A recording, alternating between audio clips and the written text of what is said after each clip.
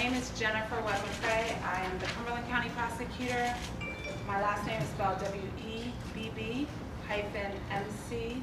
capital R-A-E. I have here with me today Chief Michael Gamari. His last name is spelled G-A-I-M-A-R-I.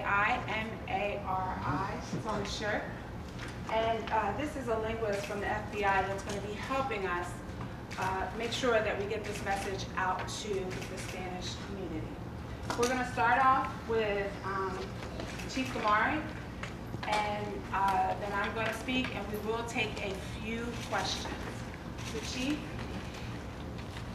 Investigation is going with, it's still progressing. This morning we did another search of the area in and around where the child disappeared. We expanded the search probably about another mile and a half in each direction. There was no, the only reason for that is just to cover our tracks again where we searched and then expand the search even farther.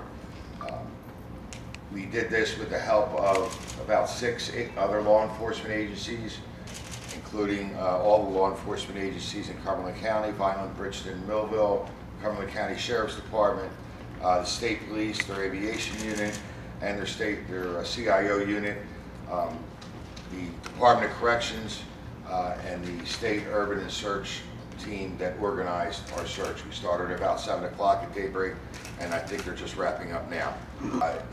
I do want to say I saw some of you sent me information, and it was discovered that it had been reported that there was an arrest made, that the victim's mother was arrested. That's totally erroneous.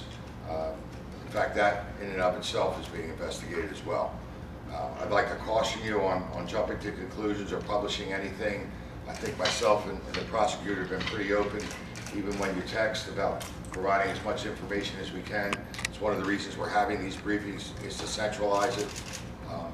Any questions about anything? Couple? Chief, is the mother's boyfriend a suspect, and is he in federal custody? Once again, no, he's not. And once again, I'm not going to get into who we've talked to. We do not have any strong suspects at this time, and we're doing a lot of interviews. I'd say, roughly, as of this morning, probably 70, 75 interviews done. Chief, you said that you're not going to talk about anything you recovered. Did you recover things in your search stage? You actually find things? Yeah, I'm not going to discuss any part of that. It's time that an Amber Alert needed to be put out there, but I'm not going to get into how the investigation But you progressed only want with to that talk man. to the man that was associated with that vehicle. Once again, I'm not going to get into it. So But is the Amber Alert accurate? We're going to cut off questions at this moment. I'm going to do my statement, and then I will take a few questions at the end. In the community, for the assistance they have provided so far in this investigation, and need your continued help in bringing 5-year-old Dulce home. Agradecemos a todo el mundo en la comunidad por la asistencia que nos han proveído hasta ahora y necesitamos su ayuda continua en traer a la pequeña Dulce a casa. Dulce has been missing since Monday, September 16th, and our community is concerned for her safety. As previously reported, Dulce went missing from Bridgeton City Park behind Bridgeton High School shortly before 5 p.m. Dulce ha estado desaparecida desde el lunes 16 de septiembre y nuestra comunidad está preocupada por su seguridad. Como fue reportado anteriormente, Dulce desapareció del Bridgeton City Park detrás del Bridgeton High School poco antes de las 5 de la tarde. I want you to know that law enforcement is tracking down every lead that is provided, and we encourage the public to report anything that they believe may be suspicious or related to this investigation. We also want to thank Dulce's mother and family who are cooperating and engaged in our investigation. We're asking you to please continue to respect their privacy.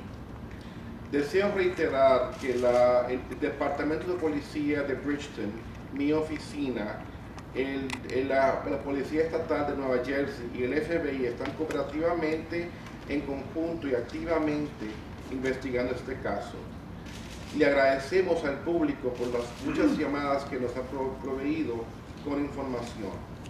Deseamos que sepan que el reforzamiento de la ley está siguiendo y rastreando cada pista y exhortamos al público que reporten cualquier cosa que piensen que pueda ser sospechoso o relacionado a esta investigación.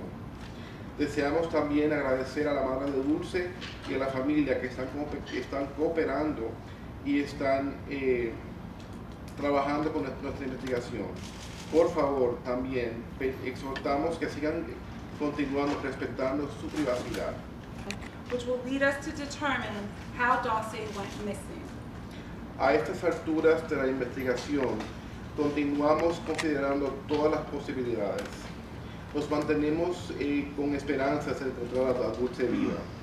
Continuamos buscando cualquier artículo de evidencia que nos pueda conducir a saber cómo Dulce desapareció. Today we are speaking to the community as a whole, not just those that were around the park on Monday when Dulce went missing. As I said yesterday, nothing is off the table and we are actively considering all scenarios. Hoy estamos hablando con la comunidad como una entidad en completa. No solo aquellos que estaban ayer en el parque, el lunes en el parque, cuando Dulce se desapareció. Como dije ayer, todo se está considerando y estamos viendo todos los escenarios. Often, someone in the community will unknowingly be associated with an offender of a crime and may be in a position to observe behavioral changes in that person.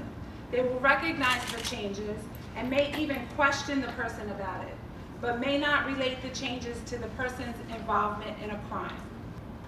The offender's usual routine will likely be altered in some or all of the following ways. Immediately following the incident, the offender will miss work or school. The absence will be sudden and unplanned. The offender may either be a no-show or may offer a plausible excuse such as illness or death in the family or car trouble. The offender may miss scheduled appointments, commitments. These appointments and commitments may include such things as medical appointments, prior commitments to friends or a family member. The offender may suddenly leave town with no explanation or with some plausible reason. La rutina diaria de una familia con problemas de automóviles, etc. El delincuente perderá citas programadas o compromisos anteriores. Estos compromisos o citas, el delincuente de repente desaparecerá del pueblo sin explicación o con alguna razón convincente. The offender may exhibit these characteristics: changes in the offender's usual consumption of alcohol and or drugs, change in his appearance, or discard or altering belongings to prevent identification. This would include changing the color or cutting of hair or cutting hair, shaving facial hair, discarding any clothing worn during the offense, and or changing the appearance of or discarding his or her vehicle. They may exhibit an interest in the status of this investigation, as well as pay close attention to the media, newspaper, television, or social media. Conversely, the offender may avoid any media concerning the investigation and redirect any efforts to discuss the investigation to other matters.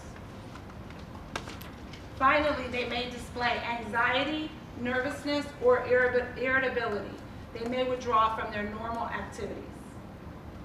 El delincuente podrá exhibir estas características: cambios o de drogas, cambios en su apariencia o deshacerse de pertenencias para prevenir. Y de igual manera, el delincuente podría evitar cualquier medio de comunicación concerniente a la investigación y podría incluso desviar cualquier esfuerzo para no hablar de la investigación u otros tópicos. Y finalmente tendrá una manifestación de ansiedad. Again, we appreciate the community's ongoing support of our investigative efforts. Remember, any information that the public or the community or anyone outside of our community has could be important department and be what we need to bring Dulce home. We wish to remind that there is an aggregate reward. It's now up to $35,000, which Chief Gamari will elaborate on in a moment. We're asking you to help us return young Dulce to her family. We need you to call us at 1-800-CALL-FBI, 1-800-225-5324, and select the options 4, then select option 8, so you can get through quickly. You may also contact your local FBI office or your nearest American embassy or consulate. You can also anonymously text your information to tip 411 subtext Bridgeton. De nuevo, apreciamos el apoyo de la comunidad con nuestra investigación. Recuerden, por favor, cualquier información que piensen que pueda ser importante y que es importante y ser lo que nos ayude a traer a Dulce a casa. Queremos recordarles que hay una remuneración agregada con un total de $30,000 que el jefe Gaimari discutirá en un momento. Por favor, ayúdenos a devolver a la joven Dulce a su familia. Necesitamos que nos llamen al 1-800-CALL-FBI, 1-800-225-5324 y elijan la opción 4 y luego elijan la opción 8 para conectarse de inmediato. Pueden también comunicarse con su oficina local del FBI. $5,000 has been donated by the FBI. $5,000 has been donated by my office. $10,000 by Newfield National Bank. Yes. To the on behalf of the Bridgeton Police Department, and then there's additional rewards that have come in.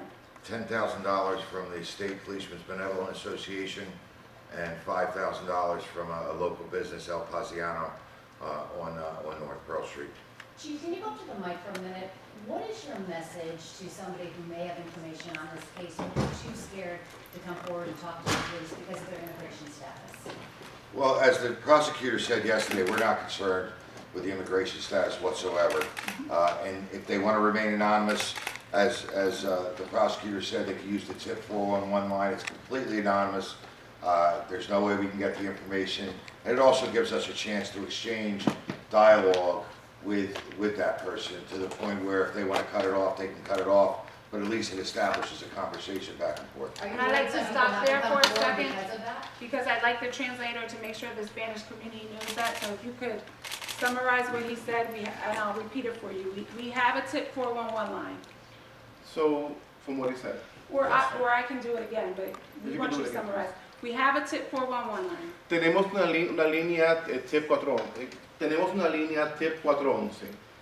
If you are an undocumented immigrant and do not be concerned about your immigration status. We do not care about your immigration status. We need information to bring Dulce home.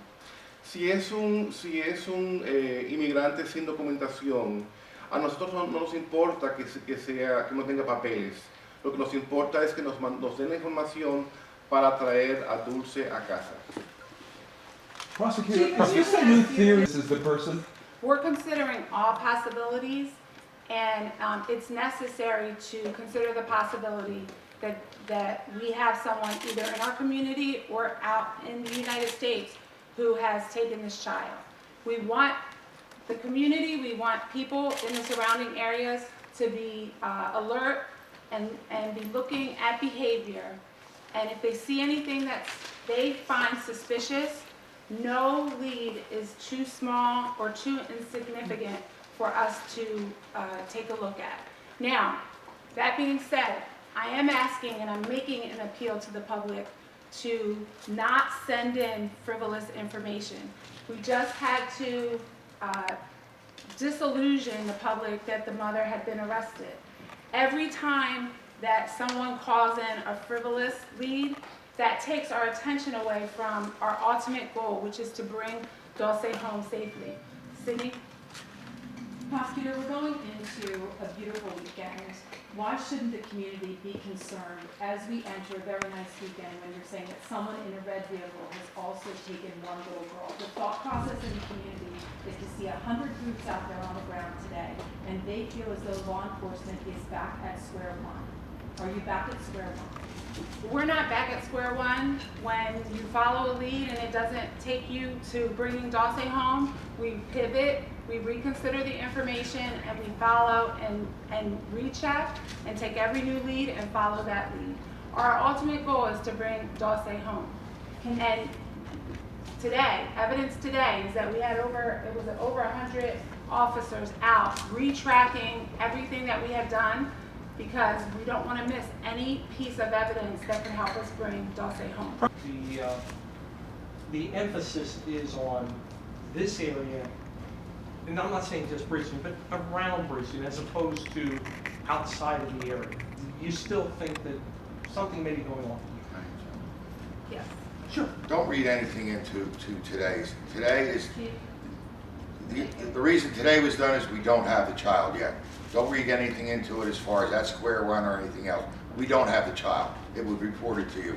So we're going to take as many steps as possible. As I explained, expanding the search. We don't have the child.